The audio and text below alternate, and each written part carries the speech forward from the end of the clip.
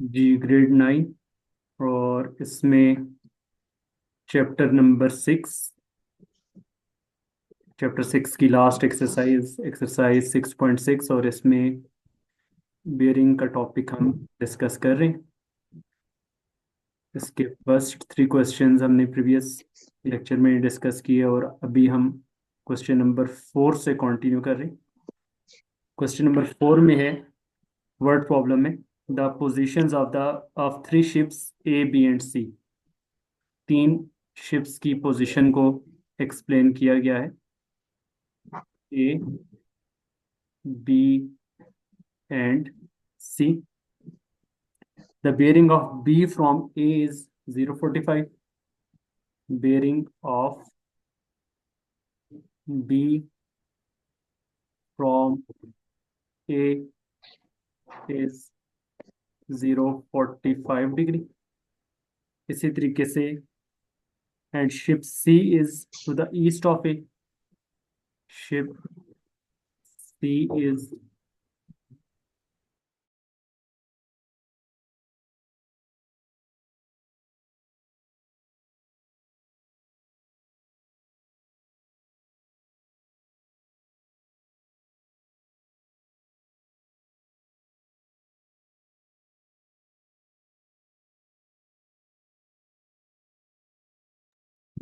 ship C is to the east of A.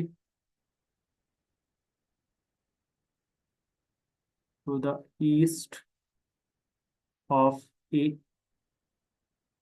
Or if the bearing of C from B is 180, ये सारी conditions question number 4 में given है। If bearing of B, if bearing of C from B, if bearing of C from B is 180 degree, and measurement of AB equal to 10 kilometer. Measurement of AB is equal to 10 kilometer. What is the bearing of A from C? तो find हमने क्या करना है, bearing of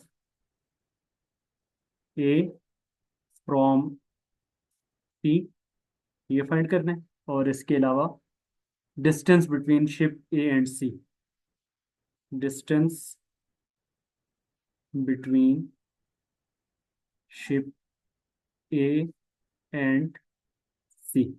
दो चीज़ें हमने find करनी है। बाकी सारी इंफॉर्मेशन जो गिवन है उसके अकॉर्डिंगली हम डायग्राम बनाएंगे, और वो डायग्राम बनाने के बाद दो चीज़ें हमने बतानी है कि बेयरिंग ऑफ ए फ्रॉम सी वो क्या आएगी, और सेकंड हमने ये बताना है कि जो शिप ए और सी है उन दोनों के दरमियान डिस्टेंस कितना होगा। तो अब देखिए, जब आपके पास 3 शिप्स हैं ए बी और सी, तो सबसे पहले जो बेयरिंग ऑफ बी फ्रॉम ए है वो 45 डिग्री है। ठीक है, बेयरिंग ऑफ बी फ्रॉम ए, इसका मतलब क्या है कि हम यहाँ पे शिप ए रखेंगे। ठीक है, और यहाँ से आप एंगल मेजर करना स्टार्ट करते हैं ना, तो यहाँ पे आप 45 के एंगल पे 45 के एंगल पे बी बनाएंगे। ठीक है, यहाँ पे बी पॉइंट आप कंसिडर करेंगे ताकि ये वाला जो एंगल है ये कितना आ जाए, 45 डिग्री। ये आपके पास नॉर्थ डायरेक्शन से आपने ए से B, bearing of B from A, मतलब ए से बी की जो बेरिंग है वो आपने फाइंड कर ली, और बी का नॉर्थ भी सारी बात है इधर ही होगा, इस डायरेक्शन में। तो कल हमने पढ़ा था कि जो बेरिंग के दो बेसिक मेन कॉन्सेप्ट्स हैं कि आप इसको मेजर करते हैं क्लॉकवाइज डायरेक्शन में। ठीक है, क्लॉकवाइज डायरेक्शन में मेजर करते हैं, और दूसरा 3 डिजिट नंबर लिखा जाता है। तो ये आपने bearing of B from A को ड्रॉ कर दिया। अब उसके बाद क्या है, ship C is to the east of A. Ship C जो है वो ए के ईस्ट की डायरेक्शन में है। तो कल हमने पढ़ा था कि यहाँ पे अपवर्ड क्या है, अपवर्ड नॉर्थ है, तो डाउनवर्ड क्या होगा? साउथ, राइटवर्ड ईस्ट, और लेफ्टवर्ड वेस्ट। तो अब यहाँ पे लिखा हुआ है ship C is to the east of A. A का ईस्ट क्या बन रहा है? ए का ईस्ट आ रहा है ये डायरेक्शन। तो इसका मतलब ये है कि शिप सी ए के ईस्ट की डायरेक्शन में है। तो यहाँ पे शिप सी आ गई। तो ship C is to the east of A. If the bearing of C from B is 180 degree. अब जो सी की बेरिंग है कहाँ से? बी से। बी से सी की जो बेरिंग है ये आपके पास गिवन है कि ये बेरिंग कितनी आ रही है? This is 180 degree. तो ये 180 डिग्री है। सही हो गया। और इसके अलावा हमारे पास इंफॉर्मेशन और क्या गिवन है? जी, और इंफॉर्मेशन है कि ए बी की जो लेंथ है डेट इज 10 किलोमीटर। ये जो लेंथ है ए से लेकर बी तक, दिस इज 10 किलोमीटर। अब हमने दो चीज़ें फाइंड करनी है। We have to find bearing of A from C. A C से ए की बेरिंग क्या होगी? तो सी से ए की बेरिंग फाइंड करना हमारे लिए बहुत ही आसान है। सी से ए की बेरिंग हमारे लिए फाइंड करना बिल्कुल इजी है। ये कितनी आपके पास आ जाएगी? यहाँ से सी से लेकर ए तक की बेरिंग आपने बतानी है कि कितनी आ रही है। दिस एंगल, ये एंगल हमने फाइंड करके बताना है कि what is the bearing of C from A. ये आपके पास ये बेरिंग क्या आ रही है? तो आपको पता है कि यहाँ पे अगर आप इस डॉटेड को एक्सटेंड करें तो यहाँ तक एंगल कितना बन जाता है? Semi circle. सेमी सर्कल आ जाता है 180 डिग्री। ठीक है, और उसके बाद फिर आप कंपस क्या नाम है, प्रोटेक्टर को इधर रखेंगे तो यहाँ तक आपको एंगल बता रहा होगा प्रोटेक्टर 90 डिग्री। ठीक है। वैसे भी आपको ये जब सी टुवर्ड्स ईस्ट ऑफ ए था तो ये स्ट्रेट लाइन वैसे भी बता रही है कि आपके पास ये 90 के एंगल बनाएगी। रेड डॉटेड लाइन के साथ और ग्रीन लाइन के साथ, दोनों के साथ 90 90 बना रही है। तो टोटल आपके पास बेरिंग ऑफ ए फ्रॉम सी कितना बन जाएगा? जी, बेरिंग ऑफ ए फ्रॉम सी, जी कितना होगा? 180 plus 90, it will be 270 degree.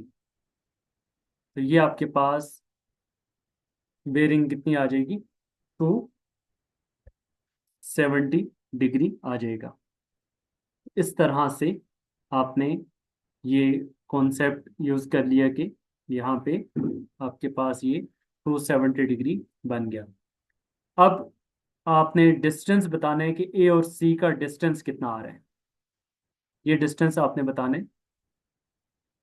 कि ये डिस्टेंस कितना है। ये वाला डिस्टेंस ए से लेकर सी तक।